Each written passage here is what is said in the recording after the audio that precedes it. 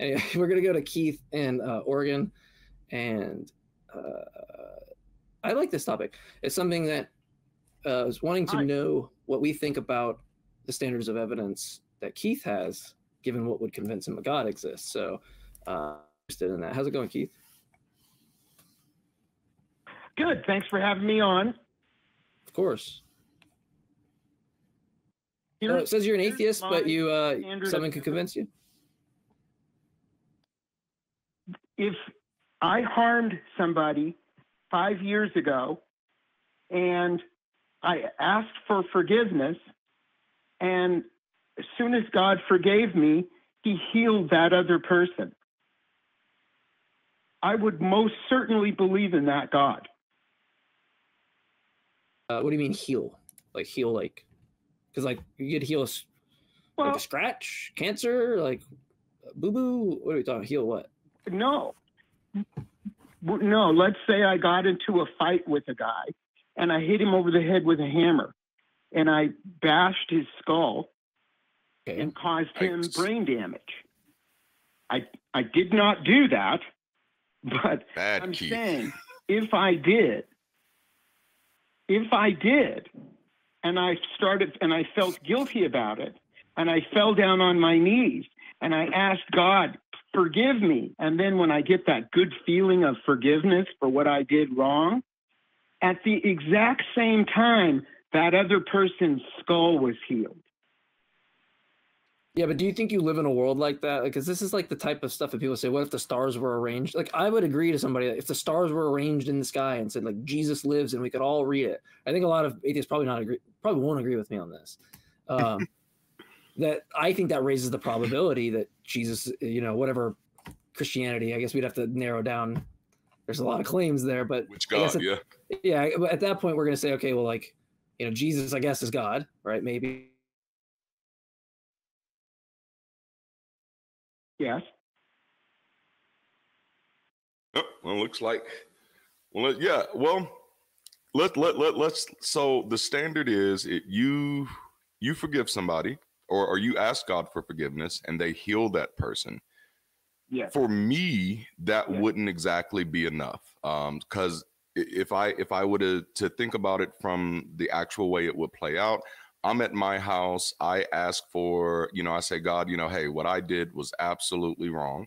And, please forgive me. I feel good about it. This other person gets healed. There's a question of how I find out about them being healed. And then at that moment, two things have happened. I have prayed a prayer. Something has happened to this person. At the moment, for me, I still don't have evidence that my prayer is linked with their reality. So I'd still, kind of like JMike said, I'd agree that would raise the probability possibly, but I'd still want to interrogate that further. And that's where I would stand. But I do agree that I'd be intrigued. I'd definitely be intrigued. Yeah, I agree with you.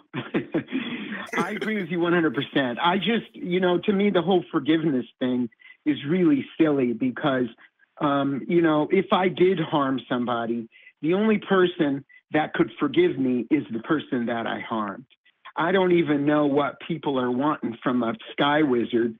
The fact that you feel better because you think that the sky wizard forgives you, it makes no sense to me at all anyway. Like, what does that give you? Absolutely. Yeah. Absolutely. Yeah. Which I kind of have some feel better. Yeah. Yay, JMike's back. Yeah, I sorry, feel better now. I don't know what happened. That was a little internet issue. Sorry, guys. I think my Ethernet got pulled or something. I'm getting a little too rambunctious here. Sorry. Yeah, you guys continue. I don't want to just jump back in with what I was saying, so I can remember what I was saying. But no, Keith was just talking to us a little bit. Keith, you can finish up your thought there before JMike jumps back in. Hey, JMike. Yeah, I just was saying that the whole forgiveness thing is bizarre to me because if, when I did back in the days when I was a Christian and I felt guilty for horrible things that I did, and I fall down on my knees and I ask God to forgive me, and it seems as though I've been forgiven. What does that give me? That just, to me, that's just like taking a drug or something, because it means absolutely nothing. But if I did ask for forgiveness, you know, that I did something heinous and did bodily harm to another human being, and when God forgave me, that other person got healed, that would definitely intrigue me. And, you know, you're right. It is not pure evidence, you know, because who knows? It could be a coincidence. It could be all kinds of things. Well, I guess my issue is like the point I wanted to make. My issue is just that, like, people give these examples all the time, like, you know, David Hume is the you know, the whisperer, right? You have the writing in the stars, Jesus, right? All that. But like, I'm perfectly fine with somebody giving me something that might raise the probability. Like, you could come up with stuff like that. Jesus came to you and you, like, your cognitive faculties were so sure that it was him or whatever, and he told you were God, and you just were so sure about it. It's like, I mean, I'm skeptical about a lot of these scenarios because I don't think I live in that world. I don't think that world is the world we're talking about, some world that we just don't live in. If I found stars doing that, then I probably believe in it.